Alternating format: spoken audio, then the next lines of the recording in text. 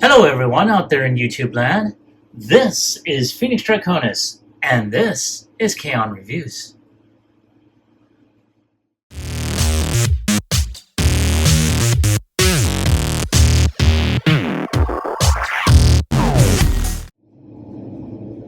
Now, as you saw in the intro, today's review video is going to focus on the Star Trek classic 8-inch figure of Mr. Spock.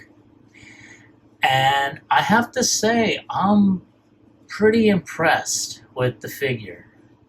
But of course, with that being said, I do have some issues with it as well. But before I get started on the griping, let's go ahead and take a look at the figure. As you can see, he's got that classic, bubble on the card back, which shows Spock, Kirk, and Chekhov. On the back over here, you do see the same. Now, on the back, it does say officially licensed, detailed 8-inch character, authentic retro packaging, pose figure in any action position, original Mego toy line and quality. Limited edition, numbered for collectability. Now, of course, just like I did with Kirk, I'm going to go ahead and do with this one. Of course, there's also a little bit of a trivia here. It asks, what captain did Spock serve under before Captain Kirk? So, if you know the answer, or if you are able to read the answer, tell me the answer in the comments down below. Anyway, moving on. So we're going to go ahead and take one final look at the figure in the package.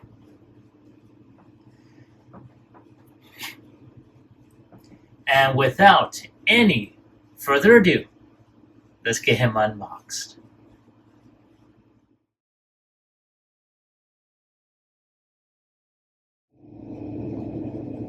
And here's Mr. Spock out of his packaging and ready to beam down with the rest of the landing party.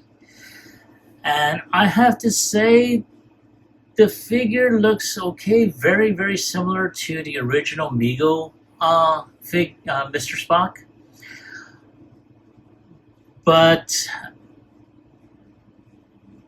I think that's where, in my personal opinion, dropped the ball. But again, this Mr. Spock is a commemorative figure that was basically numbered. So this one is number 974 out of 10,000. So if I ever wind up finding another Mr. Spock that's commemorative, yeah, I'm not opening that one up again. I will try and see if I can find one that's more up to date, like the Kirk figure that I had reviewed in the past, in the last review. But just like him, and his classic predecessor, he does have the same points of articulation. Can go right, can go left, can go up just by a notch. I would say it would try to bend out, but not a whole lot, because then you would basically, pop the arm out of the joint. That's not fun. Then, of course, you have his arm, which can bend around 90 degrees. He does have wrist rotation, can bend down, can bend up. He does have waist articulation, and there goes the phaser, and can wiggle waggle. He does have upper thigh rotation, and that is just limited. It can kick up around about 80-85 degrees, can kick back but not by much, can bend at 90 degrees at the elbow, and like Kirk, he does have this. But again, They're just trying to go ahead and do the commemorative. The one thing that I do have an issue with is that they didn't upgrade the the uniform like Kirk did. But again, they're just trying to go ahead and show off the figure as he appears now, or I should say as he appeared back then. Hence the color of the weapons, because I was going to go ahead and mention that, whereas the Kirk figure that I did review had some really good paint applications and whatnot, this one just modeled after the original Mego. So, but again, that's what I'm seeing at this point. So, let me go ahead and take a few shots for the end cap, and I will be right back with a comparison.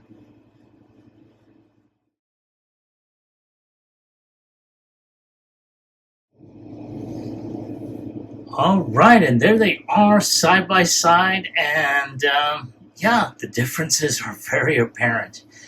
Now, I can tell that they tried to go ahead and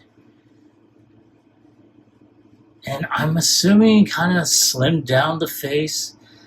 Now, again, because I also saw the differences, and for anyone that saw, the last video, it did show the skin tones were really tanned.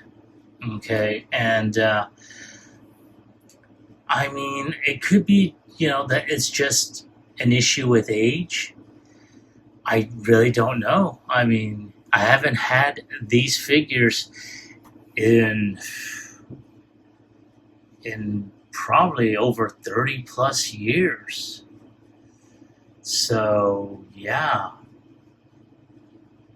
I really don't recall how they looked back then. I don't even have pictures of when I had these figures. So, but again, there they are side by side. And I didn't bother with leaving the tricorder on for Spock, seeing as how this little thing, is, broken. But, there they are.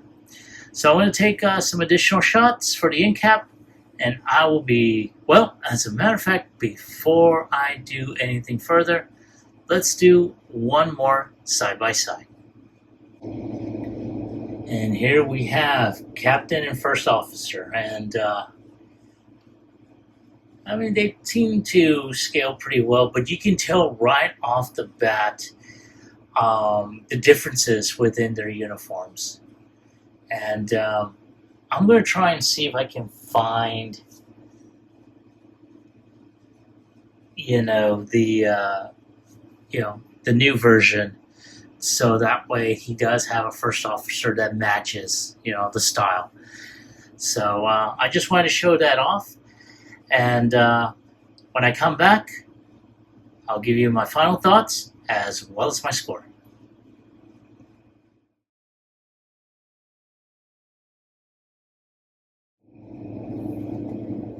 All right, thank you for your patience and waiting. I really appreciate it. And here we have Mr. Spock by his lonesome. And I have to say, as a commemorative figure, I mean, this pretty much fills the blanks. Now, again, as I stated before, I did have some gripes about it. But because it is a figure, or I should say a commemorative figure, they wanted it to look a lot like the classic 1970s, Mego figure. That being said, I really wish that these bands were a lot lower, to the cuff. But again, they were trying to go ahead and make it look like I mentioned before, like the original figure.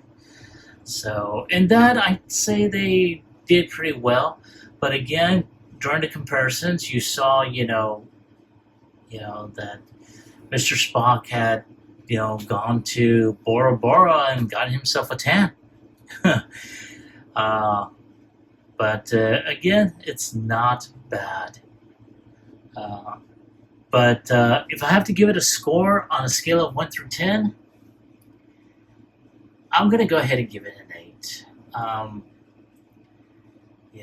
Again, let me reiterate, this is a commemorative figure. They're supposed to go ahead and make it look like it did back in 1974. So maybe I'm being too harsh. Let me know in the comments. But that is my take on the figure. That is my score I'm going to give it. I want to hear from you.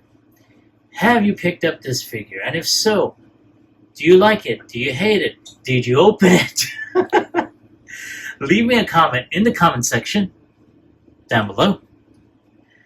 As always, like, share, subscribe to my channel. Click onto the bell icon so you can be notified whenever I post up new videos. This is Phoenix Draconis, and I will catch you all on the flip side. Live long and prosper.